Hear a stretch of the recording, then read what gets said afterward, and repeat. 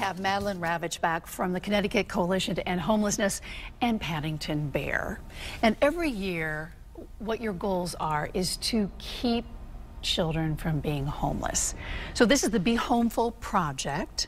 Tell me about it this year, because it's changed a little bit from last year. Well, it's always been about the same thing ultimately, which is to make sure that families can stay in their homes. We know that the #1 reason that people are homeless later in life is when they experience homelessness as a child, and we can cut that off at the very beginning if we have emergency funds that frontline workers can access to help families stay in their homes. So that's what it's all about for us, but we know that that's a concept that not everybody thinks about when they think about how they can help families that are homeless. And so what we did is we teamed up with Paddington Bear, who has his own story about becoming homeless.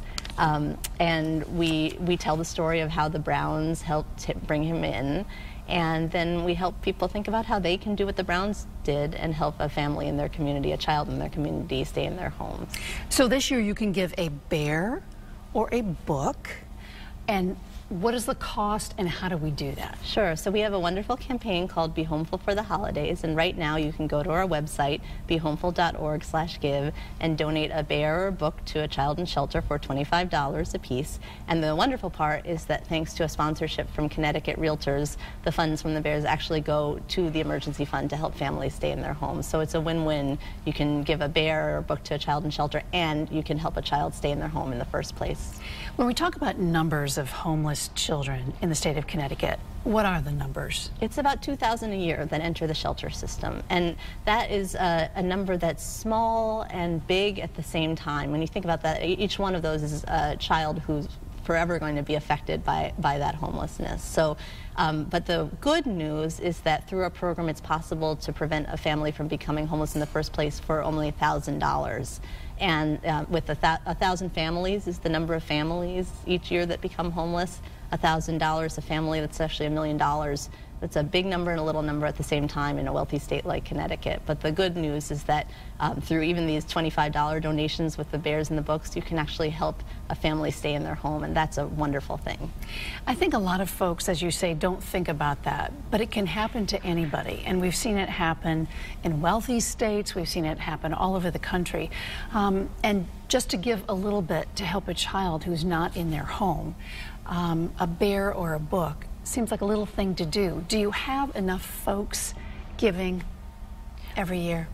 We could use more. So $1 million is, like I said, we're not there yet, but we're getting a little closer every time. And last year, through Be Homeful for the Holidays, we were able to open the fund statewide for the first time, not throughout the whole year, but for the beginning of the year. And so we'd like to stretch it a little further with the bears and the books. And you know, we have so many different ways that people can get involved. One of them being to hold a Paddington Bear Raiser drive, and we have another wonderful funder, Citizens Bank, which is, among other things, help sponsoring free Bear Raiser kits that include a Paddington Bear that people can take to their workplaces, to their religious congregations, to their clubs, to their moms groups, and say, this is what we're all about, is making sure that every child has one of these, and by the way, also making sure that every child has a home.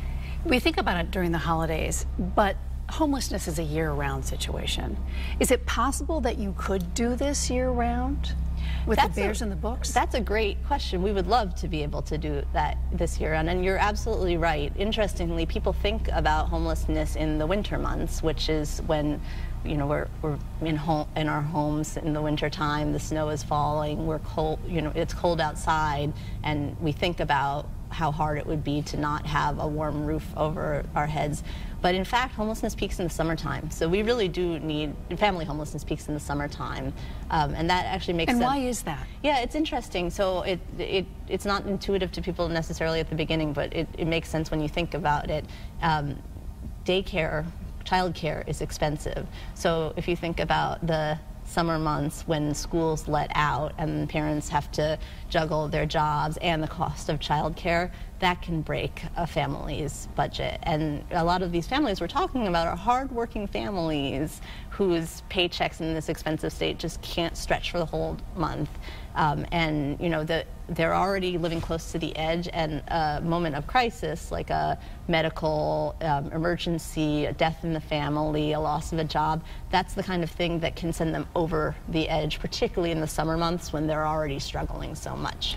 Last year, after you did this program, Be Homeful for the Holidays, were you able to go to shelters and see how this worked with children? So the bears or the funds, the emergency funds? Both.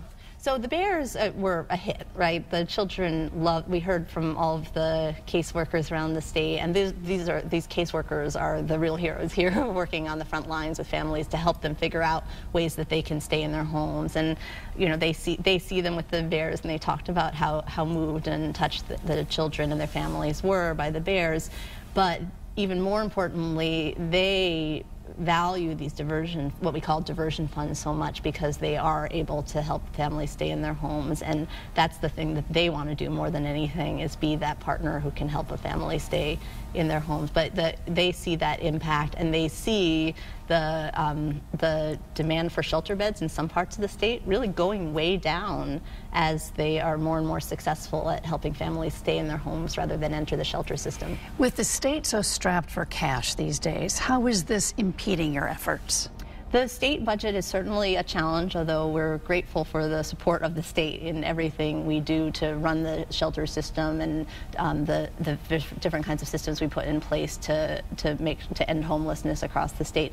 But for families, these shelter diversion funds have never been funded through state funds. It's a relatively new idea, diversion funds, and for that reason, we really do look to private philanthropy, to people donating, whether they're writing checks for $1,000 to help a family stay in their home.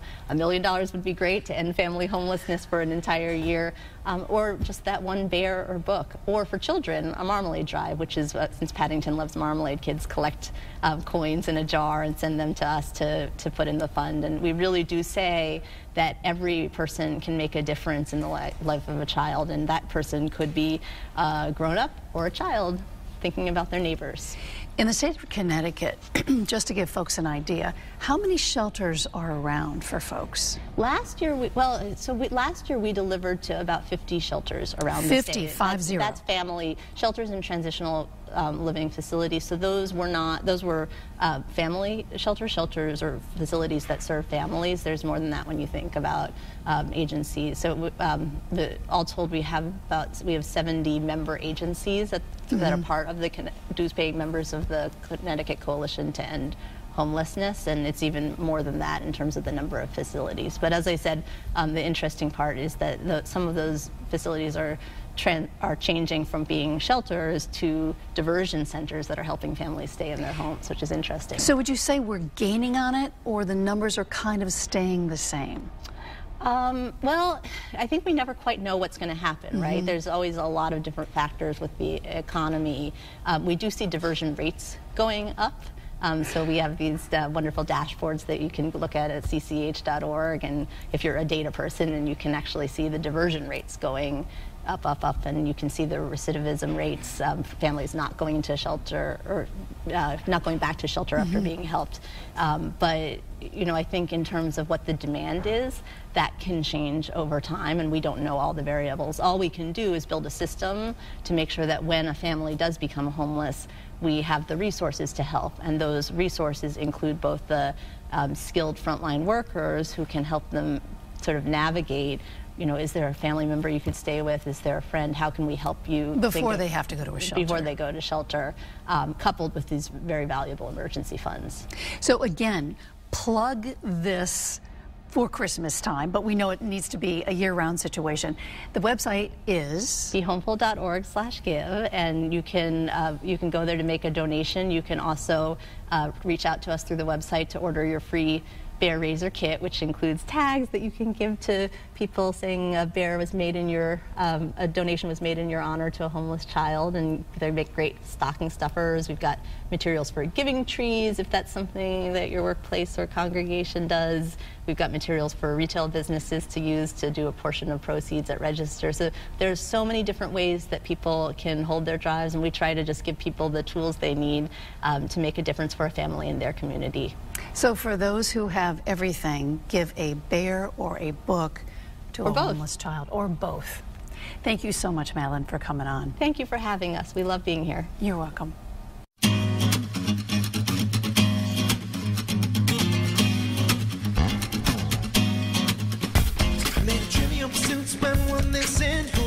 Spend all night kissing, and if Walter's right here, then who else is missing?